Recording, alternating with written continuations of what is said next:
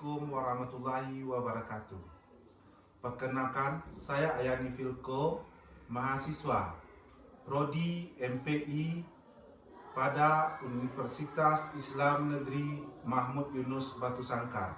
Dalam hal ini akan memaparkan materi di mata kuliah Perencanaan Pendidikan Islam dengan materi model dan metode perencanaan pendidikan yang dibimbing oleh dosen pembimbing Bapak Dr. Haji Asmenri SAG MPD. Pendahuluan perencanaan pendidikan. Definisi perencanaan pendidikan, langkah awal manajemen, menetapkan tujuan efektif dan efisien, proses sistematis, terarah, fondasi, dan panduan arah. Menurut Anderson, adalah gambaran masa depan, kerangka kerja tindakan, mempersiapkan keputusan, dan bagi perbuatan di masa mendatang. Tujuan perencanaan mengelola pendidikan efektif dan efisien, meningkatkan mutu, relevansi, akses sebagai panduan dan alat evaluasi, serta menjamin mutu pembangunan. Konsep dasar dan peranan perencanaan pendidikan.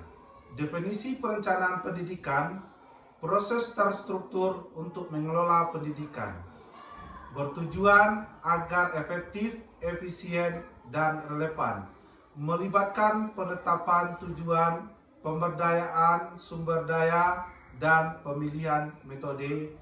Peran perencanaan pendidikan menjadi pedoman untuk mencapai tujuan pendidikan, membantu meningkatkan mutu pendidikan secara terarah, serta menjamin efektivitas dan efisien pembangunan. Model-model perencanaan pendidikan. Model yang pertama yaitu model komprehensif, menganalisa layanan pendidikan secara menyeluruh, sistematis, terintegrasi, berfungsi sebagai patokan untuk menjabarkan rencana yang lebih spesifik menuju tujuan pendidikan yang lebih luas dan terarah. Yang kedua, model costing pembiayaan, menilai proyek pendidikan berdasarkan efisiensi dan efektivitas pembiayaan. Seterusnya, fokus pada perhitungan dana dan efektivitas penggunaan anggaran. Yang ketiga, memastikan alokasi sumber daya yang optimal untuk hasil maksimal. Selanjutnya, model planning, programming, budgeting system atau PPBS.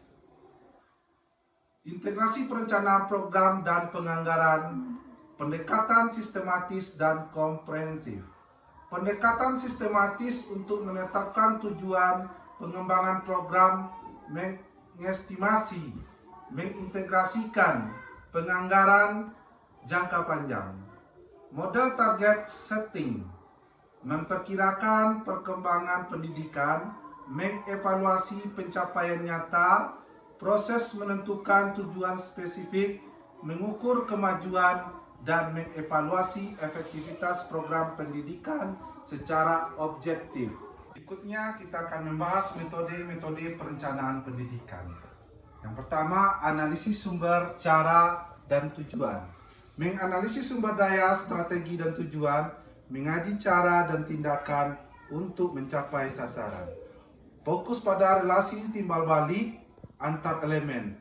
Analisis memasukkan keluaran. Menilai input, proses, dan output pendidikan, mengkaji interrelasi faktor-faktor pendidikan, menentukan alternatif transformasi yang efektif. Berikutnya, analisis ekonometrik. Yang pertama, menggunakan data statistik dan teori ekonomi. Yang kedua, mengukur efektivitas biaya program pendidikan. Yang ketiga, menilai kesesuaian lulusan dengan industri. Selanjutnya, diagram sebab akibat. Mengidentifikasi akar masalah, memproyeksikan masa depan dan strategi. Alat analisis masalah kompleks.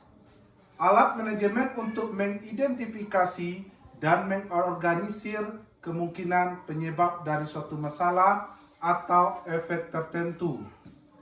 Berikutnya, analisis siklus kehidupan. Alokasi sumber daya strategis sepanjang siklus layanan pendidikan fokus pada keberlanjutan dan efisiensi. Metode pengelolaan sumber daya dengan memperhatikan siklus produksi lulusan dan program pendidikan. Berikutnya, metode proyeksi.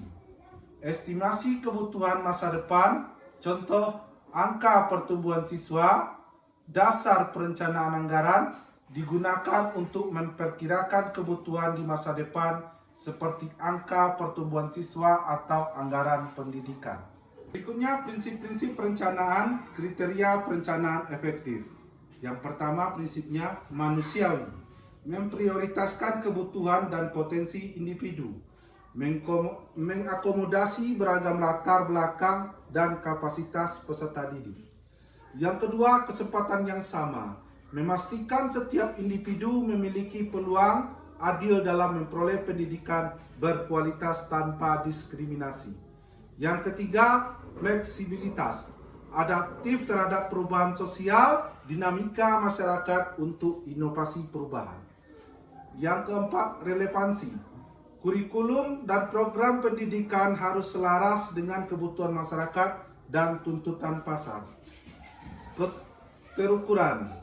Menetapkan tujuan yang spesifik, terukur, dapat dicapai, relevan, dan memiliki batas waktu atau disingkat dengan SMART.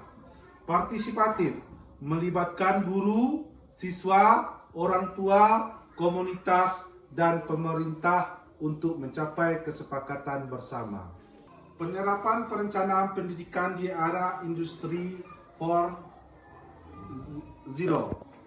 Ciri-ciri era industri 4.0, perkembangan internet dan IoT, pentingnya data dan analisis, otomatis dan teknologi cyber, robotisasi, efisiensi tenaga kerja, penyesuaian model pembelajaran, reorientasi kurikulum, inovasi sarana dan prasarana IT, revitalisasi tenaga pengajar, pemanfaatan teknologi digital, perencanaan inovatif dan adaptif, keterampilan berpikir abad 21, berpikir kritis, kreativitas, kolaborasi, literasi digital dan data, fokus pada pemecahan masalah. Langkah-langkah perencanaan pendidikan. Menurut Muhammad Sahnan, merumuskan langkah-langkahnya itu yang pertama, merumuskan tujuan, meneliti masalah dan data, menentukan tahapan, dan menentukan penanggung jawab. Sedangkan menurut Rohiyat, rencana strategis itu analisis lingkungan strategis, menentukan kesenjangan, merumuskan visi dan misi, dan menentukan strategi, serta menentukan tonggak keberhasilan dan menyusun rencana biaya. Kesimpulan dari makalah ini yaitu membangun fondasi pendidikan unggul untuk masa depan dan berkarakter. Itu pertama, perencanaan terstruktur, acuan dan evaluasi. Proses sistematis untuk mencapai tujuan melibatkan identifikasi masalah, strategi, evaluasi program pendidikan. Berikutnya, perencanaan matang adalah suatu kunci keberhasilan. Perencanaan harus inovatif, adaptif, memanfaatkan teknologi dan data akurat. Perencanaan berbasis nilai.